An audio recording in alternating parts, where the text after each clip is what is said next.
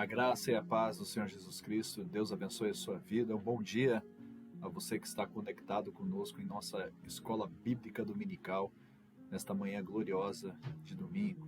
Amanhã nós estaremos iniciando uma nova semana, amém?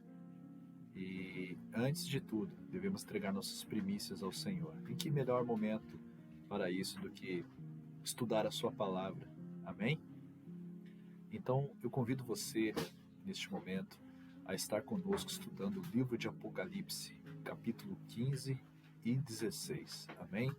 Hoje vamos dar introdução ao nosso estudo. Capítulo 15, amém? Estudaremos o capítulo 15 de Apocalipse e descobriremos maravilhas. Amém? Que Deus seja louvado pela sua vida em nome de Jesus. Sabemos que o Senhor tem separado para nós momentos imprescindíveis, amém? E olhando tudo o que está acontecendo no mundo hoje, é importante nós salientarmos aqui a importância do nosso estudo, de entendermos o livro de Apocalipse e entendermos o estudo das Sagradas Escrituras e o que elas têm para agregar, o que elas têm para nos ensinar e como devemos viver as nossas vidas daqui para frente. Amém? Temos visto transformações globais em todo o mundo. O mundo está mudando.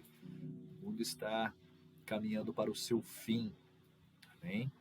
Vemos catástrofes naturais, nós vemos aí terremotos, tsunamis, nós vemos guerras, pestes. Amém? Nós vemos que os homens desenvolvem cada vez mais formas de matar mais e mais rápido. A humanidade está se destruindo e tudo isso está previsto aqui na palavra do Senhor. Tudo isso é necessário, é mister, como a palavra diz, é necessário que aconteça. Amém? Tudo isso o Senhor Jesus Cristo já de antemão nos alertou e nos preveniu de que essas coisas realmente deveriam de acontecer. O que nós temos que ter em mente é que o livro de Apocalipse não é um livro que fala somente da destruição do mundo e da destruição dos homens.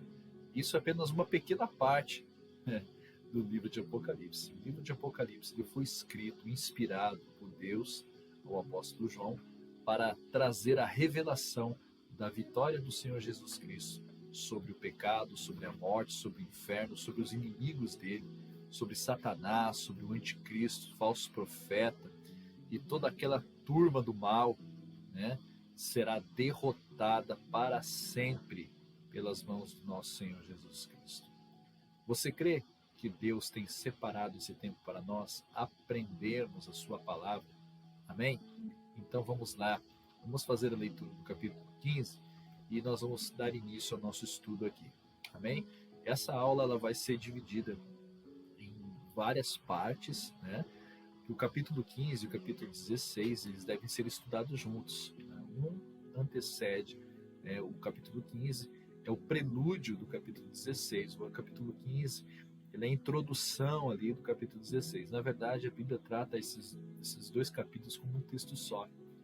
Amém? Nós aqui, atualmente, na divisão aqui dos capítulos dos estudos escriturísticos, eles dividem o capítulo 15 e 16, na verdade, trata-se de um texto só, amém? Vamos lá, então, estudar esse texto maravilhoso. Acompanhe comigo a leitura do capítulo 15 de Apocalipse, que diz assim: E vi outro grande e admirável sinal no céu. 7 anjos que tinham as 7 últimas pragas, porque nelas é consumada a ira de Deus. E vi um como um mar de vidro misturado com fogo, e também os que saíram vitoriosos da besta, e da sua imagem, e do seu sinal, e do número do seu nome, que estavam junto ao mar de vidro, e tinham as harpas de Deus.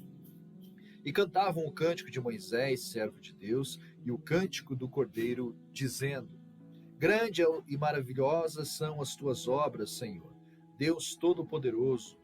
Justos e verdadeiros são os teus caminhos, ó Rei dos Santos. Quem te não temerá, ó Senhor, e não magnificará o teu nome? Porque tu és santo. Por isso todas as nações virão e se prostrarão diante de ti, porque os teus juízos são manifestos.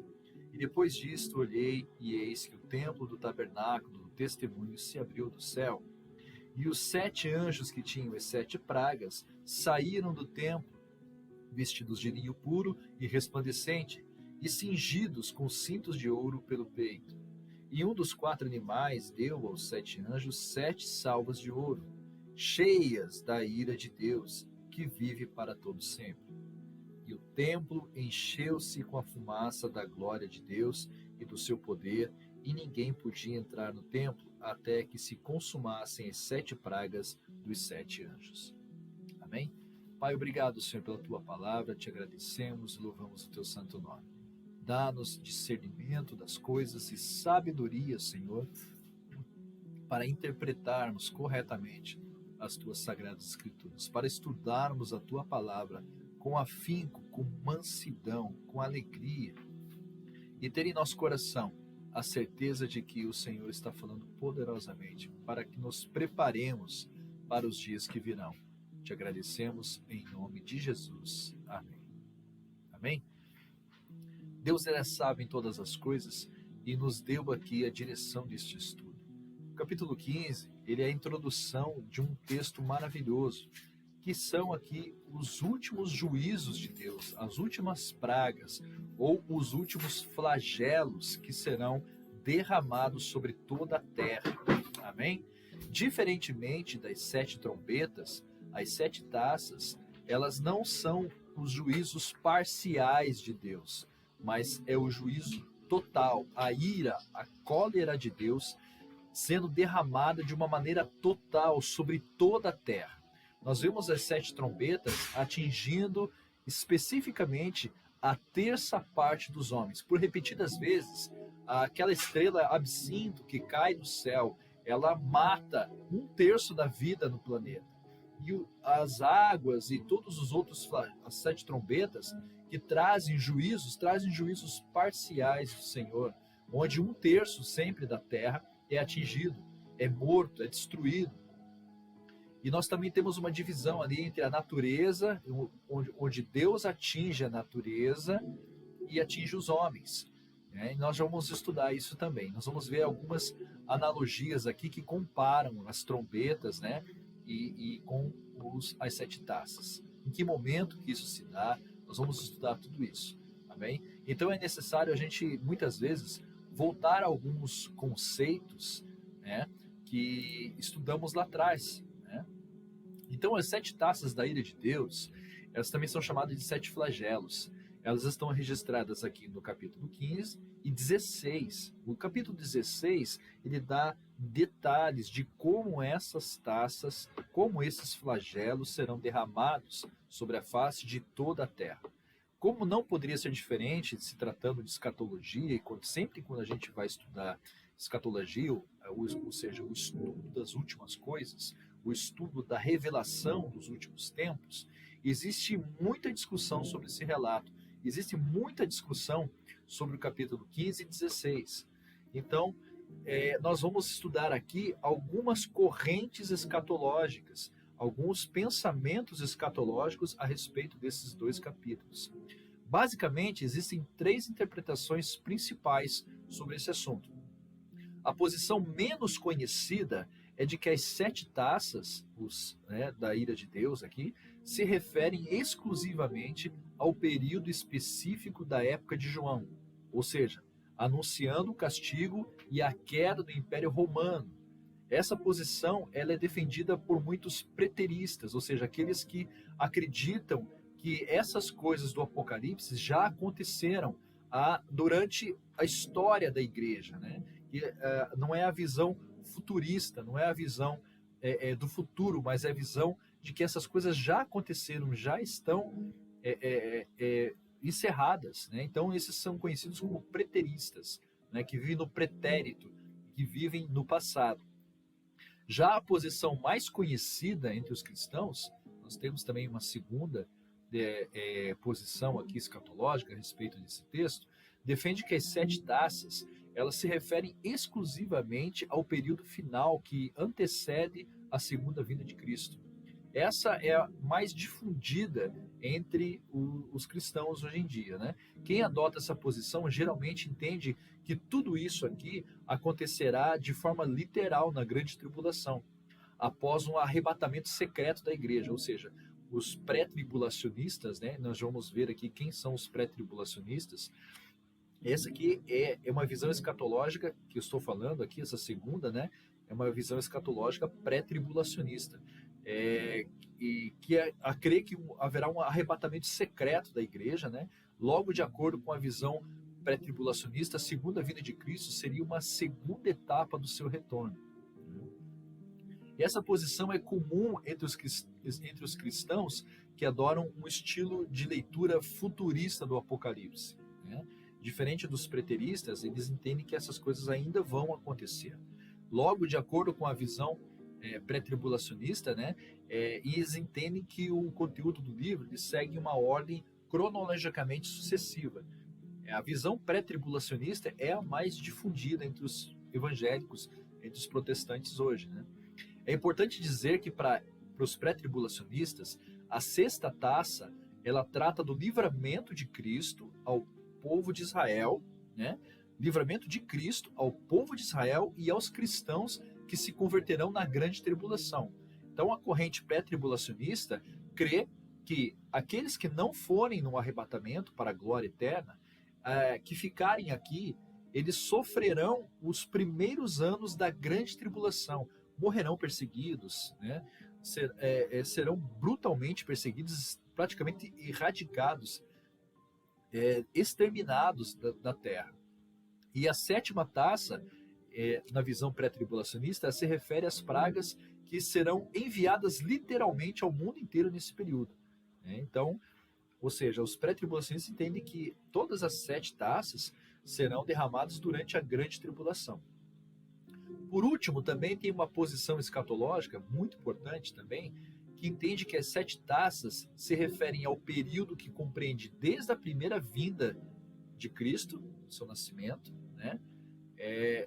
Aí compreende a sua morte, ressurreição e ascensão aos céus e até a sua segunda vinda. Então, há uma corrente escatológica, né, que esses fatos aconteceram, essas 7 taças, vêm acontecendo desde o nascimento de Jesus, né? De forma que o juízo de Deus ele é revelado de maneira progressiva. Nessa posição, tanto é considerada a aplicação prática no contexto histórico das 7 igrejas da Ásia Menor ali, né, quanto a aplicação para todas as igrejas ao longo dos tempos, culminando finalmente numa descrição detalhada acerca dos momentos finais da presente era, com a segunda vinda de Cristo para livrar o seu povo, nesse caso a igreja, da destruição das forças do mal e do juízo final. Então, essa posição, ela trata o capítulo 15 e 16, que é o derramamento das 7 taças, de uma maneira histórica, que durante a história essas taças vêm sendo derramadas sobre a terra. Antes de nós prosseguirmos, nós vamos aqui fazer menção de alguns termos, né, como pré-tribulacionistas, preteristas, pós-milenistas, pré-milenistas, amilenistas, mesotribulacionistas, pós-tribulacionistas. Quem são essas pessoas? Temos estudos também que acompanham essas explicações, tá? Então, vamos tratar aqui o capítulo 15 e 16. As 7 taças da ira de Deus. Como entender o Apocalipse 15 e 16? Das posições que a gente apresentou acima, a última que foi apresentada aqui, ou seja, aquela posição em que ao longo desde o nascimento de Jesus é que essas taças estão sendo derramadas, ela não é que é a mais correta, mas ela que se apresenta mais coerente com a interpretação do Apocalipse, com o propósito, com a estrutura, o estilo de escrita, com as características, né, dessa carta aqui, do livro de Apocalipse. Então, dessas correntes escatológicas que eu apresentei aqui, a última, essa que apresenta, né, as 7 taças, se referem ao período que compreende desde a primeira vinda de Cristo até a sua segunda vinda, né? Então essa é a que, assim, ela se aproxima mais da linguagem apocalíptica. E é a que melhor descreve os eventos de uma maneira sucessiva, né? Então, nós vamos abordar mais essa visão, né? Não que as outras estejam erradas ou não sejam totalmente corretas, não. Elas são, como eu já havia dito em outras aulas, né? Essas visões, elas divergem em alguns pontos, mas elas falam das mesmas coisas e todas elas concordam que as coisas ou aconteceram ou vão acontecer. Creem que esses fatos, esses eventos das 7 taças, eles estão para acontecer ou já aconteceram. Ou seja, creem que a Bíblia é a verdade e nos traz a verdade como uma verdade absoluta, né? Então, os capítulos 15 e 16, eles formam a quinta sessão paralela aqui do livro Apocalipse. Lembrando aqui que o livro de Apocalipse ele é organizado em 7 sessões paralelas e progressivas. Ou seja, a mesma história ela é contada e recontada, porém de ângulos diferentes. E no modo que cada vez essa história avança, e se repete, novos elementos e detalhes eles são introduzidos, lançando luz sobre a profecia revelada ao apóstolo João. Então, cada vez que essa história é contada, ela revela detalhes que nos ajudam a entender esses fatos. Por isso que nós abordaremos essa última posição, né, de que desde o nascimento de Jesus até a sua segunda vinda é que essas taças estão sendo derramadas, né? Nessa quinta sessão, que eu falei aqui, nós chegamos então aqui o capítulo 15 e 16, é a quinta sessão de 7, né? João registra a visão dos 7 anjos e as 7 taças de Deus, 7 taças da ira de Deus, né? Ou os 7 flagelos. Será enfatizado aqui nesse capítulo o juízo de Deus sobre a dureza do coração do homem. Isso fica bem patente aqui, tanto no capítulo 15 como no capítulo 16. O capítulo 15, na verdade, é o anúncio do que João está vendo ali, está preparando, está vendo o ambiente, que é um ambiente de adoração, porque ali está reunido no céu, né? Esses 7 anjos que aparecem ali, eles vão trazer as últimas pragas, né? As 7 últimas pragas de Deus, da ira de Deus. E João está num ambiente de adoração, porque ele vê um mar como se fosse de vidro, né? Misturado com fogo, e também os que saíram vitoriosos da besta. Quem saiu vitorioso da besta? Quem não aceitou o seu sinal, né? Os que saíram vitoriosos da besta e da sua imagem, não adoraram a imagem da besta, e do seu sinal, não receberam o sinal da besta. E do número do seu nome, ou seja, não tinham na testa o número do seu nome, o 666, que estavam junto ao mar de vidro e tinham harpas de Deus, ou seja, era um grande ministério de louvor ali, que estava na presença de Deus adorando. Então essa é a visão que João teve, um ambiente de adoração. Os salvos do Senhor estavam adorando, né? Então nós vamos ver ali esses elementos, né, aqui no capítulo 15. Nessa quinta sessão também nos mostra o derramamento da ira de Deus sobre os homens e a triste realidade de que, mesmo diante do juízo divino, mesmo diante de todas essas 7 taças sendo derramadas, os homens continuam endurecidos, rebeldes e blasfemos. Ou seja, o coração deles não muda, né? Essa visão, registrada pelo apóstolo João, ela nos mostra que ao longo da história, Deus sempre envia juízos parciais. Lembra que eu falei das trombetas? Envia juízos parciais que avisam o iníquo sobre o seu pecado. Lembra as trombetas, né? Mas quando esses avisos são desprezados, então segue-se o derramamento conclusivo da sua ira, né? As taças. Então, nós temos o juízo parcial de Deus, a ira parcialmente sendo despejada sobre os homens, para quê? Para que eles se arrependam, para que eles voltem-se para Deus. Deus está o tempo todo lutando pelas nossas vidas para que nós abandonemos o pecado, abandonemos nossa rebeldia e nos voltemos para Ele. Mas quando esses avisos são desprezados, são ignorados, só sobra a ira plena de Deus. É uma ira sem mistura, ou seja, sem oportunidade para arrependimento e que se torna completa no dia do juízo. Ou seja, no momento em que as taças estão sendo derramadas, não haverá mais oportunidade de arrependimento. A ira de Deus será derramada de uma forma plena, completa, né? Sem misturar com a misericórdia dele. Isso é terrível.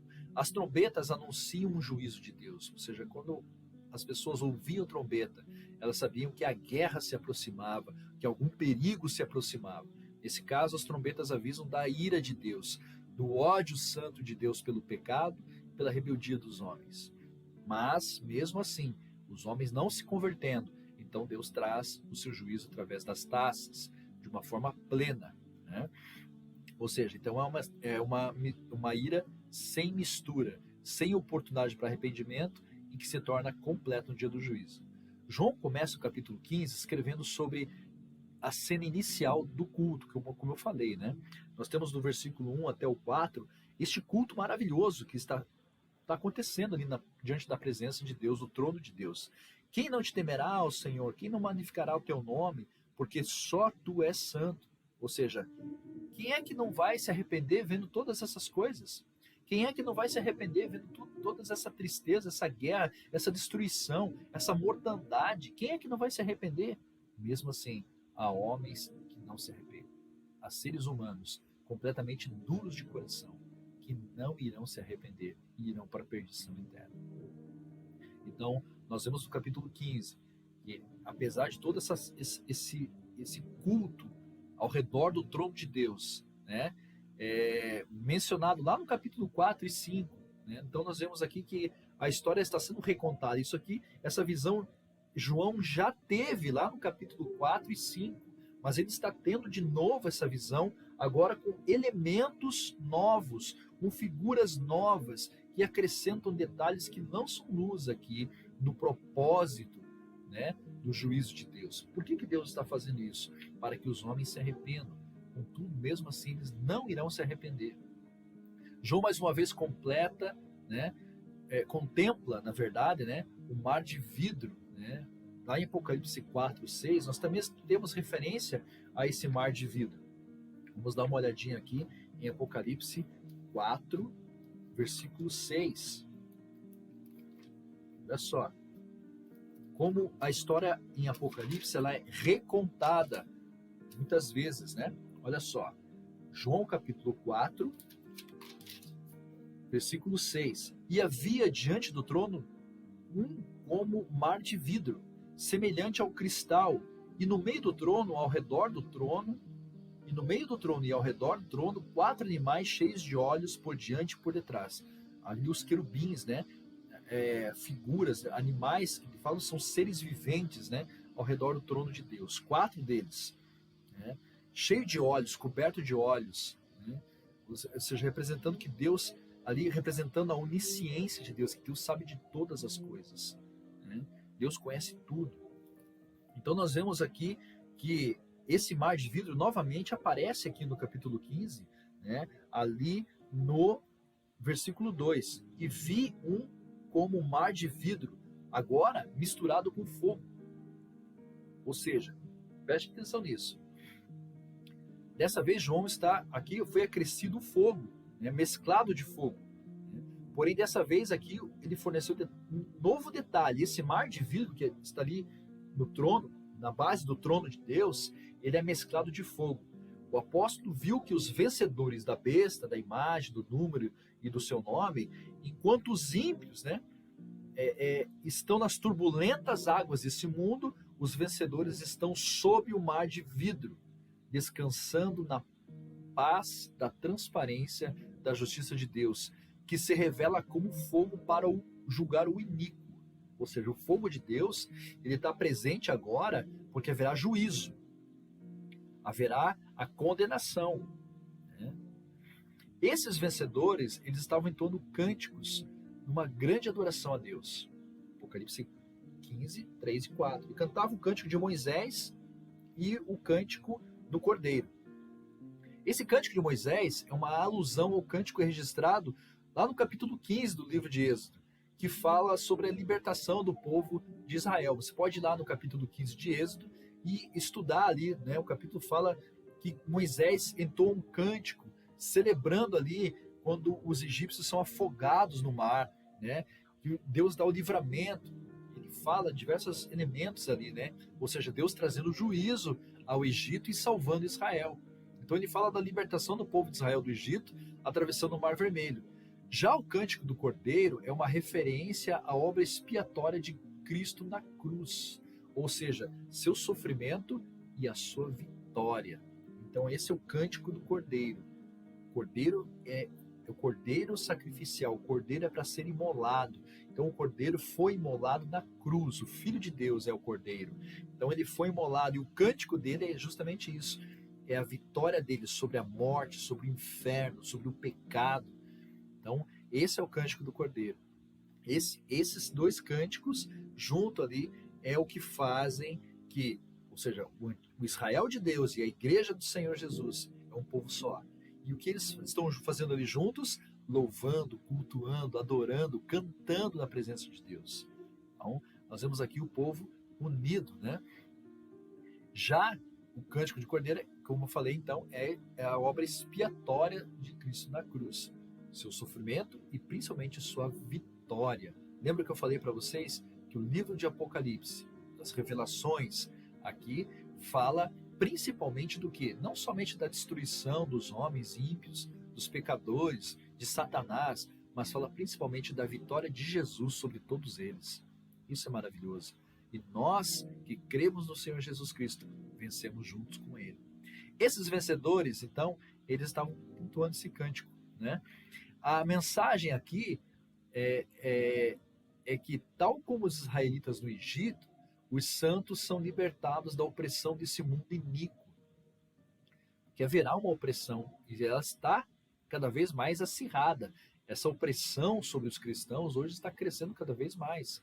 Que é castigado através das pragas enviadas por Deus. Ou seja, Deus vai castigar aqueles que oprimiam, que perseguiam a igreja dele, com as 7 taças.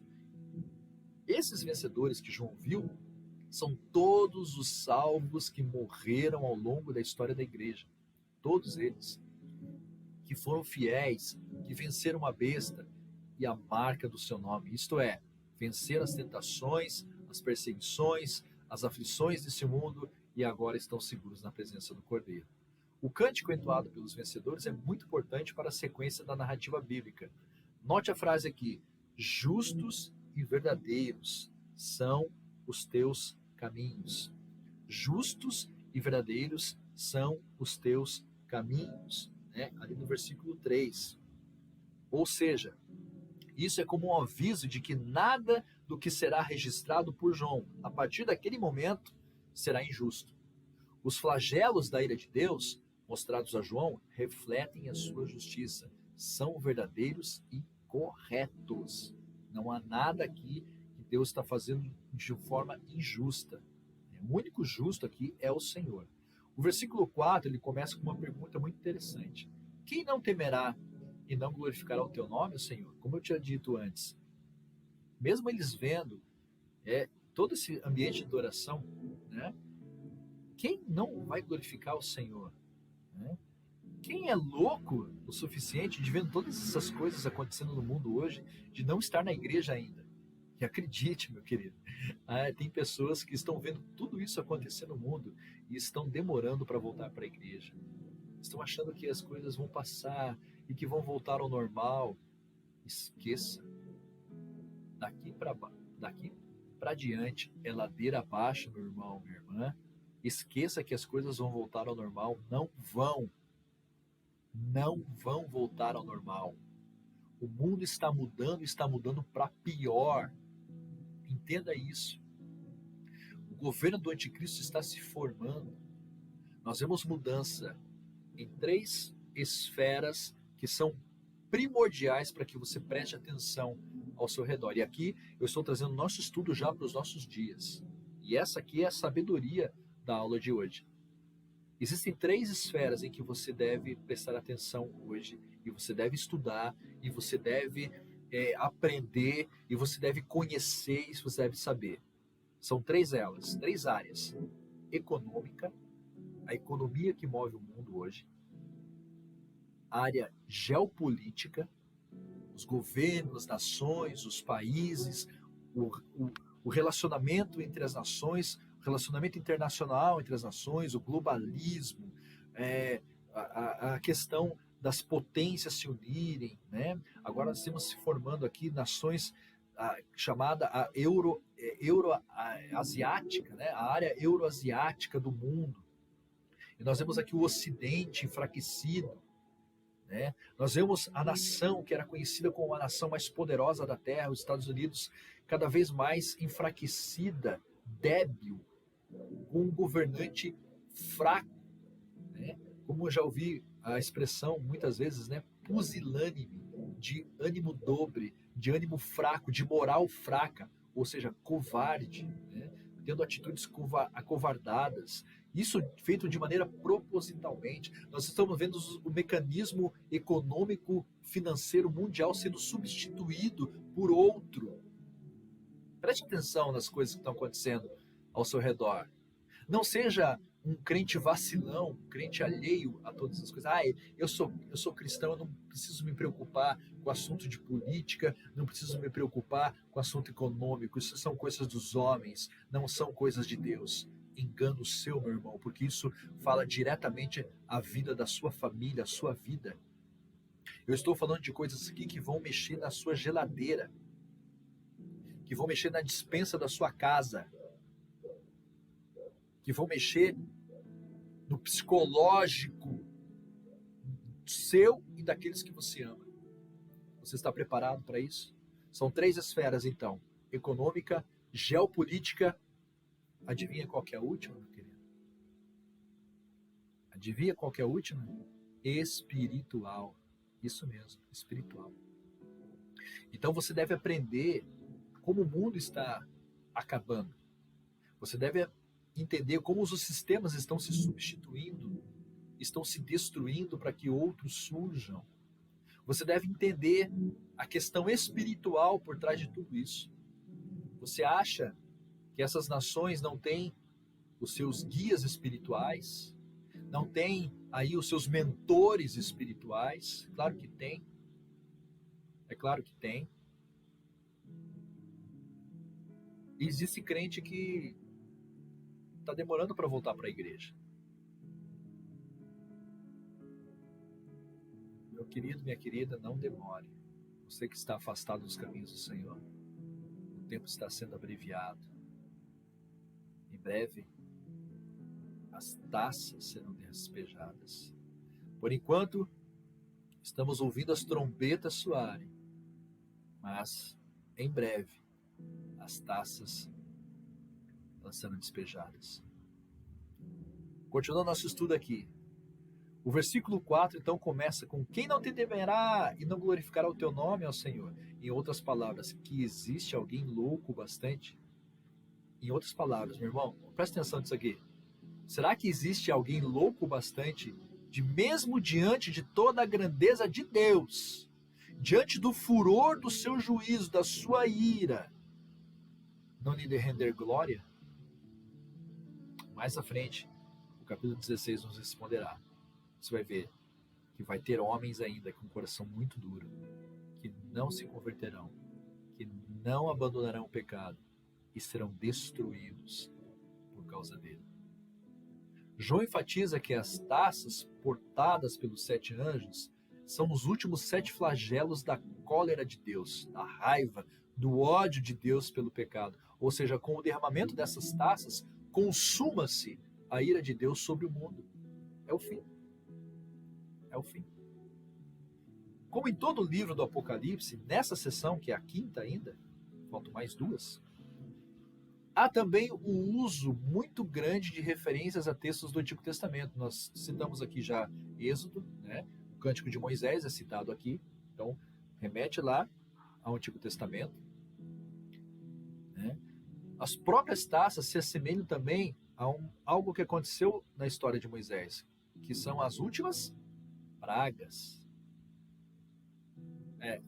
Algumas das pragas, né, que castigaram o Egito. Isso está lá em Êxodo 7, capítulo 7 até o 11. Nós vemos as 10 pragas que varreram o Egito. O mesmo pode dizer da descrição da abertura do tabernáculo do testemunho. Quando aparece o tabernáculo do testemunho aqui. Por que o tabernáculo do testemunho? Porque não templo.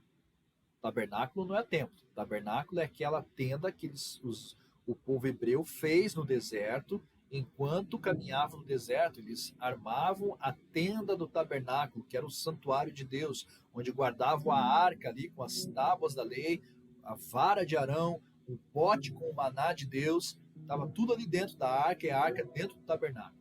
E João tem a visão do tabernáculo do testemunho, aquele lá do deserto.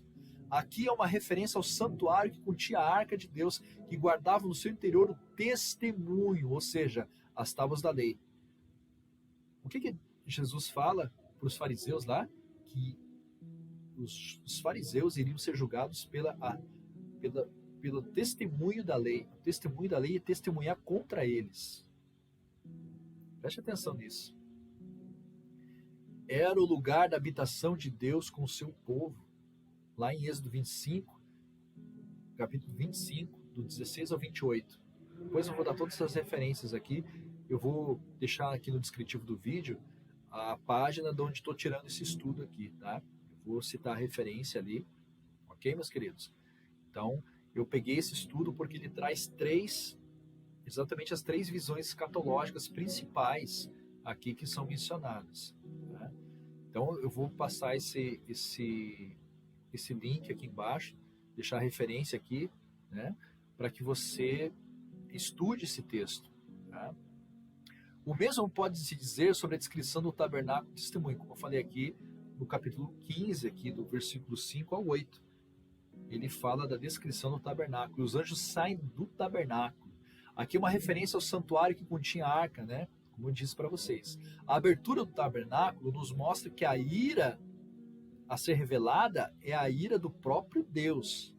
O santuário aqui é o céu, a morada de Deus. Os 7 anjos da visão saíram do santuário, ou seja, procedem da presença de Deus. Muito sério isso aqui. Eles estão vestidos com vestes semelhantes aos sacerdotes, ou seja, estão ali diante de Deus.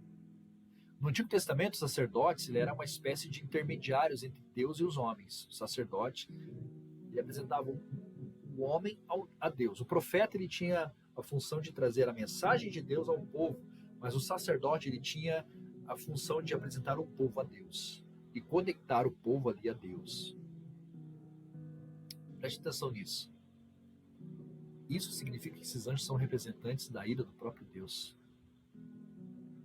O santuário, então, ele foi tomado de fumaça, como nós vemos ali no versículo 8, e o templo encheu-se com a fumaça da glória de Deus. E nós vemos isso também acontecendo no Antigo Testamento, lá onde a glória de Deus tomava o tabernáculo, o templo, né, o deserto ali, a tenda, de modo que ninguém podia entrar naquele tabernáculo. Lá em Êxodo 40, né, versículo 34, 35, 1 Reis, capítulo 8, 10 ao 11, né, isso significa que no derramamento das taças não há mais possibilidade de arrependimento, ou seja, ninguém pode entrar na presença de Deus nessa hora. Na hora que está sendo derramadas as 7 taças, os anjos saem do tabernáculo para derramar as taças sobre o mundo, não haverá mais misericórdia, não haverá mais arrependimento. Ninguém pode entrar, a fumaça de Deus está ali. Acabou, já era. Não dá mais tempo. Não há mais possibilidade de intercessão, de arrependimento.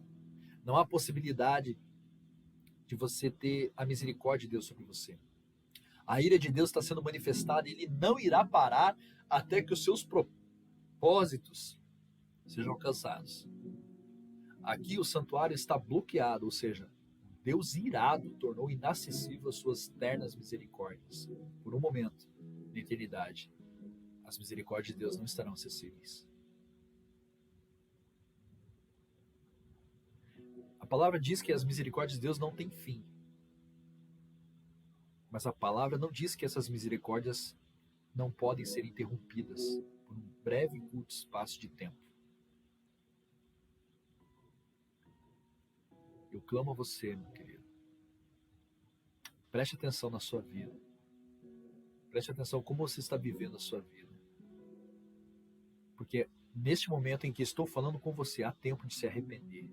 Há tempo de você crer, há tempo de você buscar, há tempo de você abandonar o seu pecado e voltar-se para Deus. Haverá o tempo em que não haverá mais tempo. A ligação entre as taças e as trombetas. Aqui nós vamos deixar para a próxima aula. Amém? Nosso tempo aqui já está expirado. Já tenho material bastante suficiente passei para vocês aqui, para vocês estudarem.